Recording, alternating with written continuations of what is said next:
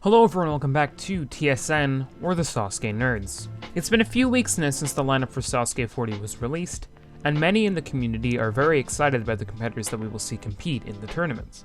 The lineup is essentially everything SASUKE fans have been crying out for a long time now, with much less filler and a lot more familiarity, with many veterans from the past returning to the show for this special anniversary tournament. However, despite the overwhelming positivity given to the lineup this time, some pondered whether more could have been done to bring back beloved faces from the past for this tournament.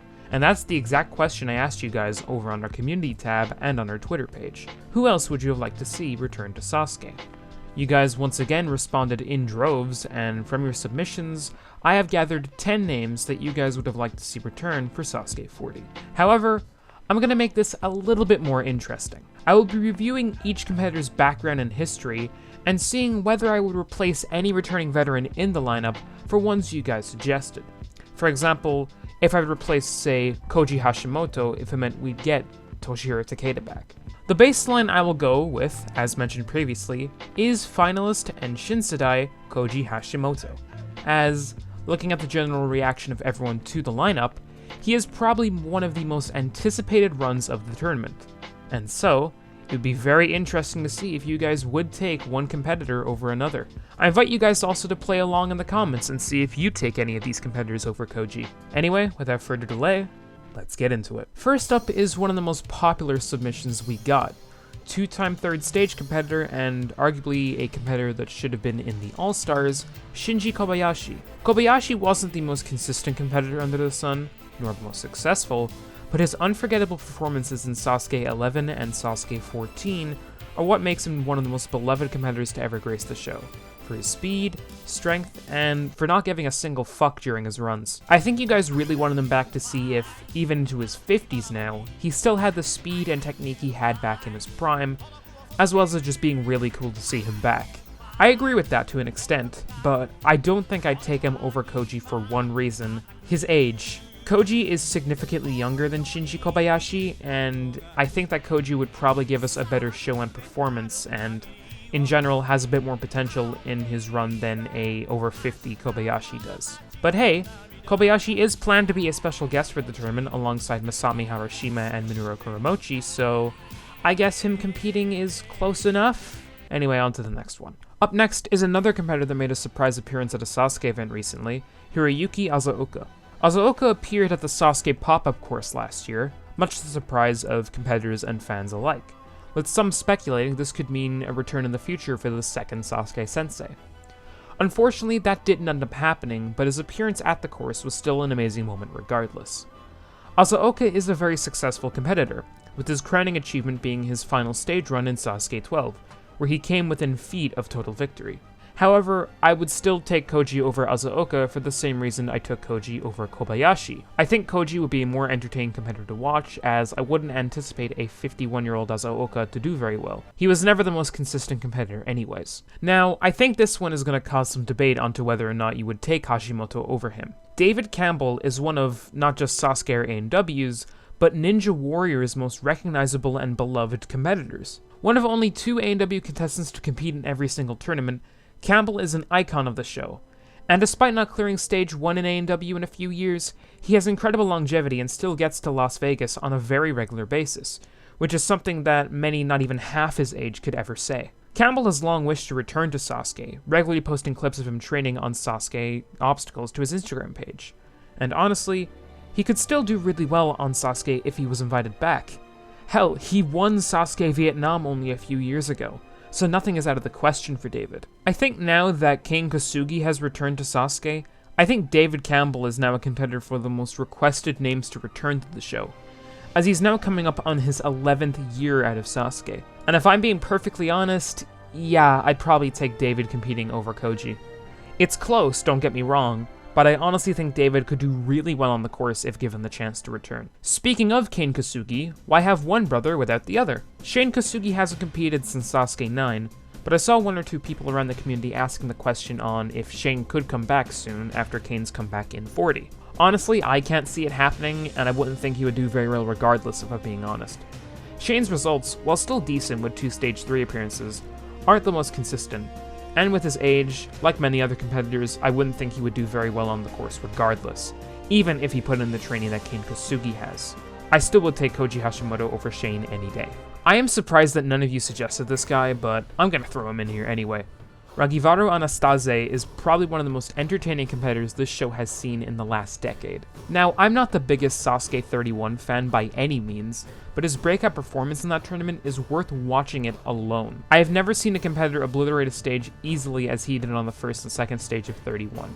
Anastase also proved that he wasn't a one-tournament wonder as well, making 2 more third stage appearances in his short time on the show. The less said about his 33 run, the better though. Anastase is a competitor I think Sasuke is crying out for, with his great TV personality, consistency, and skill being something the show really needed to make it stand out, because we don't really have many competitors like that anymore. The only modern competitor I can think of at the moment that fits that bill nowadays is Yoshiyuki Yamamoto. I would happily take Anastase over Koji, mainly because I just think he is more entertaining and could probably do better than Koji. Sorry, Koji fans.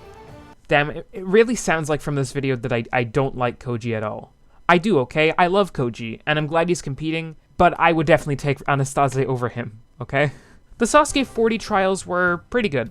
I've established that in my review already. A main component that made the trials as interesting to watch as they were the high number of veterans and returning competitors who competed in the trials. You had Kota Sakuma, Kosuke Yamaguchi, and our next pick, Yuji Washimi. I honestly think Washimi should have been invited to the show regardless of whether he cleared the trials or not. Washimi is widely known for his performance in Sasuke 19, where he was one of only 2 competitors to clear the first stage, and remains an iconic competitor in the show for being the only competitor to have a tournament end on the second stage with his failure. I was so bummed that Washimi went out before the final 10 in the trials, as it would have been so cool to see not only how Washimi could have done in Sasuke 40, but to simply just have another familiar face in the tournament. However, and this is probably going to annoy some people, I'm still going to take Koji Hashimoto over Washimi. Even though Washimi's exit in the trials was questionable given the beach flags rules, I still think that if you can't get past the Sasuke trials, you probably weren't going to do very well to begin with in the tournament. As honestly, I don't think Washimi could have gotten past an obstacle like the Dragon Glider anyway. Sorry, but it had to be said. Rene Castle is next, and honestly, do I even need to explain who this man is? He's the reigning Ninja Warrior Germany champion, and his accomplishments in that show cannot be ignored even if this is a Sasuke channel. He is also a 2-time champion of the Team Ninja Warrior show in Germany, and has 4 third stage appearances in 6 tournaments. But, almost cruelly, you probably all know Castle more for his out-of-this-world breakout performance in Sasuke 37. This man had never competed in Sasuke before until that point, and he just gets to the final stage without ever really breaking a sweat.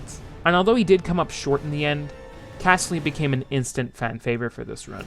And honestly, I think even the most dedicated of Koji Hashimoto fans would agree with me that they'd take another Rene run over him any day. I really hope he does get to compete again, though, in general, purely to see what else he can do. Kenji Takahashi was another one that many people requested in my community tab.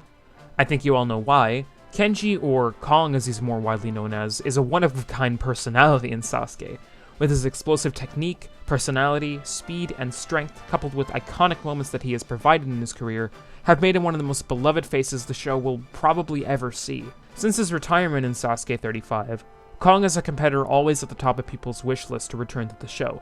And although I don't see that happening anytime soon for obvious reasons, you'd be damn right if I said I'd take Kong over Koji. Sure, I wouldn't expect someone who's almost 50 to do as well, but Kong's on-screen personality and entertainment value are what makes him such a special competitor to so many. And, as I've said numerous times, the show desperately needs those characters to make it unique. Lastly, I'm gonna kinda cheat here, I'm sure you wouldn't mind, and include 2 competitors, Toshihiro Takeda and Bunpei Shiratori, the 2 all-stars who sat out this time around. Now, of course, it's very understandable why both did sit out, as health problems are obviously going to hinder someone's opportunities to compete in a show as physically demanding as Sasuke. But if you think I turned down the opportunity to have all 6 All-Stars compete for the first time in about 15 years, you're absolutely dead wrong. We thought that all 4 champions competing was insane, but if we had all 6 All-Stars in Sasuke 40, I think that would honestly make an already goated lineup perfect in my eyes. No offense, Koji. And that is our 10, but what do you think? Who else do you think should have returned in Sasuke 40? Do you agree with my picks? Let me know in the comments below, and as always, thank you guys so much for watching. If you enjoyed this video, make sure to like, share, comment, and subscribe to the SASUKE Nerds for more ninja content like this.